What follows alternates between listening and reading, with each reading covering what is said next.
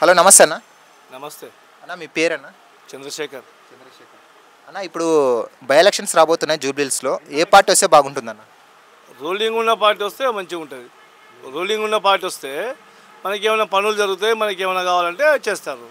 Ruling లేని party ఏది వచ్చినా ఉత్తోడ తారెంట్కి పోయినట్లే. అంటే కాంగ్రెసే రావాలంటున్నారు. నేను ఏమంటున్నా, రూలింగ్ పార్టీ ఏది ఉంటే అది వస్తే మనకి ఏమైనా పనులు అడగడానికి ఛాన్స్ ఉంటుంది, మనం చేపించుకోవడానికి పైన అధికారులు వాళ్ళే ఉంటారు కాబట్టి మనం చేపించుకోవచ్చు రూలింగ్ పార్టీ. ప్రజెంట్ చూస్తుంటే ముగ్గురు రేసింగ్లో ఉన్నారు కదన్నా, ఎవరికి వస్తే బాగుంటుంది కాంగ్రెస్ పార్టీ తరఫున? ఇక మాకు దగ్గర అయితే నవీన్ యాదవ్ ఉన్నాడు, మాకు నవీన్ యాదవ్ ఇస్తే మంచిగా ఉంటుంది. ఎందుకంటే మాకు ఏమైనా పనులు దగ్గర మాకు నవీన్ యాదవ్ ఉన్నాడు, అంజన్ కుమార్ యాదవ్ ఇక్కడ ఉన్నాడు, ఈ బొంతు రామ్మోహన్ ఇక్కడ ఉంటాడో మాకు తెలియదు. అంజన్ కుమార్ యాదవ్ అయితే ఇక్కడ కాదు, సికింద్రాబాద్ ఇక్కడ ఉంటాడు. మాకు నవీన్ యాదవ్ అయితే దగ్గర ఉంటాడు. మాకు ఏమైనా పనులు కావాలంటే ఆయన దగ్గర మాట్లాడుకోవచ్చు, ఆయన చేసుకోవచ్చు. మనకు రూలింగ్ పార్టీ ఉంటుంది కాబట్టి ఆయనకి ఇస్తే బాగుంటుంది. అలాగే బీఆర్ఎస్ 2 సార్లు ఇక్కడ గెలిచింది, ఆల్రెడీ చూసాము.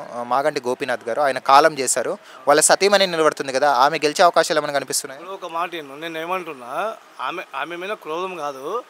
రూలింగ్ పార్టీ ఉన్నా ఆమె బీఆర్ఎస్ రూలింగ్ పార్టీ ఉంటే ఆమె గెలిచిన పనులు అవుతాయి, నేను కాదంటలేను.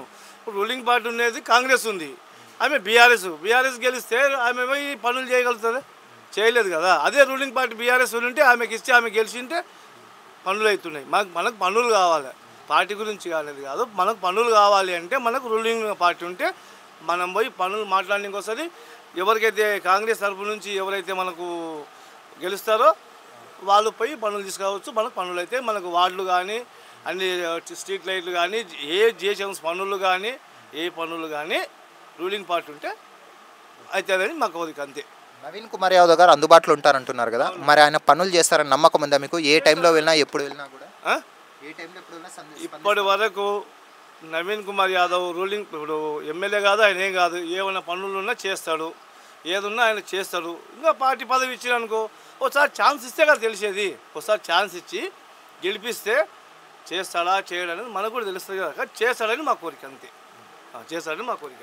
ముఖ్యంగా సమస్యలు అంటే ఏం చెప్తారనుక? రెహమత్ నగర్లో చూసుకుంటే ఏం చెప్తారు? మెయిన్ సమస్యలు ఏమున్నాయి ముఖ్యంగా? మాకు సమస్యలు అంటారు ఏమన్నా అట్లా అంటలేను నేను. ఏమన్నా సమస్యలు వచ్చినా మాకు అందుబాటులో నవీన్ కుమార్ యాదవ్ ఉన్నాడు కాబట్టి అతను సార్ మాకేమైనా పనులు చేయగలుగుతాడని చెప్పి మేము అనుకుంటున్నాం, అంతే.